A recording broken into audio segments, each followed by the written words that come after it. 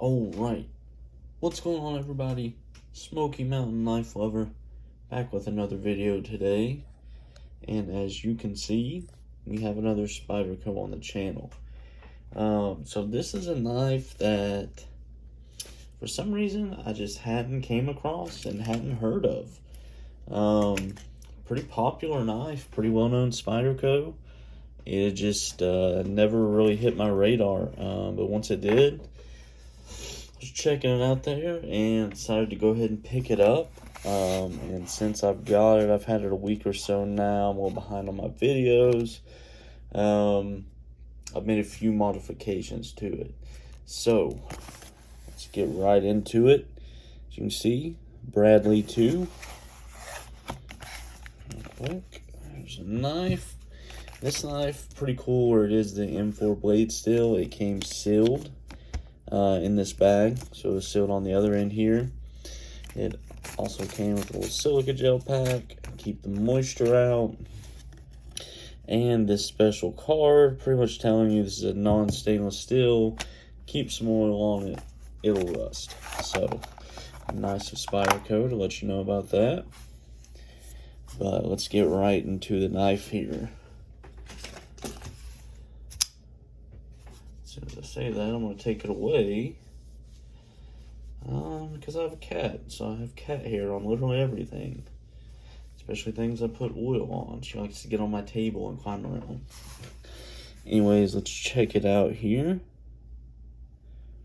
So we've got a satin finish blade. Pretty nice looking blade.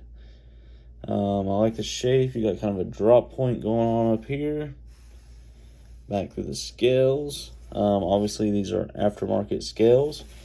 Real quick, we'll take a look at the factory scales. And this comes out of the Taichung, Taiwan factory. Which is funny because it's got Texas right here. Yeah, so it says Gayle, Bradley, Weatherford. But here's the factory scale, and this is a pill ply carbon fiber, so it's like a carbon fiber laminate over G10, as you can see on the inside, which I've never really liked, that they do that. You see it's the same thing on my smock here, even though it is slightly different. So they have improved on it a little bit. I definitely think this looks better than this. So, you know, they're working on stuff, you know, making things better. I do like that about Spyderco. They call that CQI, constant quality improvement. Cool little thing they do. You know, I do love my Spydercos. So checking it out here, this is a really solid knife. You got pretty thick blade still here. It's a pretty good sized knife. I've got large hands and I can get, you know, a full grip on there, no issues. This is a liner lock knife, and I have made the modification from the factory. The liner here, the liner on this side is pretty much flush with your lock bar. So on a liner lock knife, like you can see here, how much room there is to get in to hit the liner, you know, to close the knife. Pretty much like every other liner lock ever has. You know, you've got a little notch on this scale, so you can reach over and close the knife. That's kind of how liner locks work. I guess Spyderco forgot about that on this knife and made the liner pretty much dead even. So the only way to get it was you had to get your thumbnail in there. Excuse my nasty nails. I do man stuff with my hands. You pretty much had to pinch in there to get it. You had to stick your thumb in there. You couldn't come from the side here. So I took a Dremel to that, and you can see now you've got a cutout. And I used it with this scale on it, and I made it flush with the scale right here. So that's kind of a custom modification I did, which I would definitely suggest you do. You just take a Dremel, take your time, go slow with it.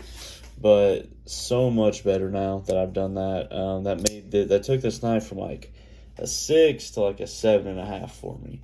It is a liner lock knife. It's got the it's got a pivot, you know, your standard Spyderco pivot. Running on phosphor bronze washers, and this thing has some pretty thick washers on it. I've taken pretty much all my Spydercos apart, and this one has some thick washers. It's got a really smooth action. You can see it's really drop shutty. And like I said, this is a big burly knife. It's a full liner knife. These liners are pretty thick, so it's super solid in hand.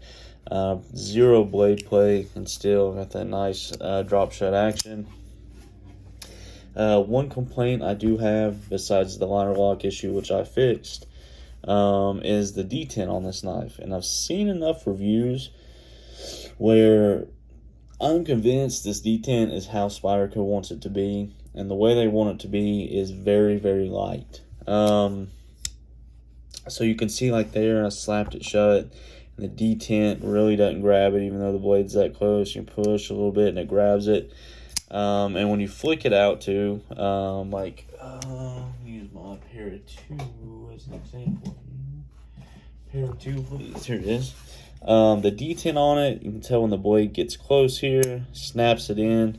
But when you go to flick it, Spidey flick it, it's just a really solid action because the detent lets you build the pressure. And once the detent breaks, you've got enough built up to shoot the knife forward. But on this, where the detent's so light, you're more so throwing the knife instead of like snapping it open. You're kind of throwing it with your finger.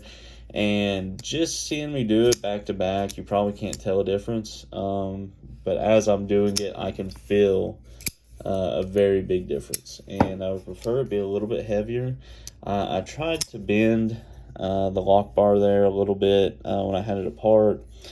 Didn't really have any luck with that. Obviously, that probably stupid to begin with, to think that's going to adjust the detent. But anyways, it's got a very light detent, and I would expect that. I've just seen that seems to be a theme with these, so just something to keep in mind. This is my first time with M4 blade steel, and I haven't had it long enough to know if I really like it or not. But I will say I've handled this knife quite a bit, played with it a lot, and there's currently no rust. So it doesn't seem to rust just sitting here, which I do keep some oil on it. But yeah, it's not like it just rusts overnight, is how it seems to me. I think you'd have to actually get some moisture on it. So yeah, I'm happy with that.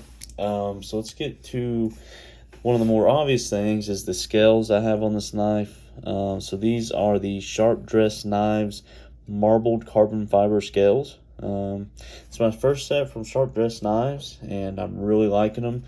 I've had 3 or 4 different companies of aftermarket scales on my knives. I like to modify my stuff, and man, these are just really nice. They put a little note in there with them, kind of a personal touch. They're $130.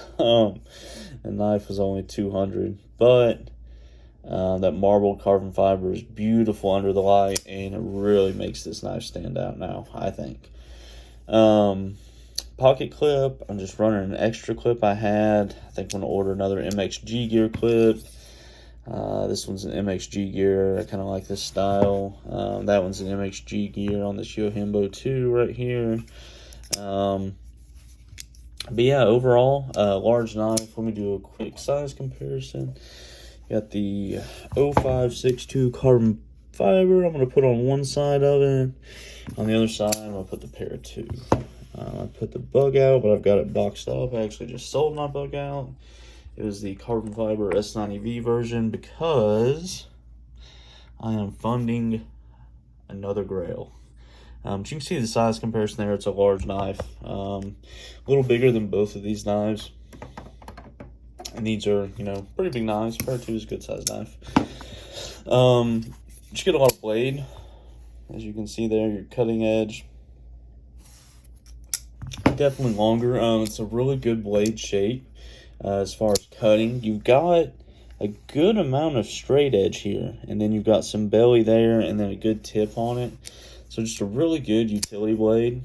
I've carried this knife 3 or 4 times since I got it a week ago, and I've had other knives that I got to carry. This one just seems to be a really good EDC beast. Pretty basic liner lock, just reliable. But with that lighter detent, you can have a little fun, throw it out there. But yeah, so overall, I'm liking the knife. Good EDC knife. A good alternative to a Para 2 as well. If you're not a fan of the Para 2, maybe you don't like the compression lock, you're a weirdo, whatever reason it is that you don't like the Para 2, this is a good alternative. It's got a much thicker tip, so if that's something you're concerned about. But yeah, like I said it 20 times now, I guess. Very solid knife. Definitely a fan. I see this one being in my EDC routine for sure. And I like the M4. It's something different. You know, I'm into blade steel, so. But yeah, talk about the channel real quick for a second. So, doing this video now, I had a Spyderco Capera as well, but I shipped that out earlier today. Sold that one. I sold my 535-3 carbon fiber bug out, and I may sell my mini crooked river. I'm just selling a couple knives that I'm not a huge fan of. Capara, didn't like it. The for the compression lock where I'm left-handed, I use my thumb to close it, and I'm able to get in there and pinch and hold the knife solidly by the compression lock. And the Capara just had a pretty small cutout for it. It just didn't work for me.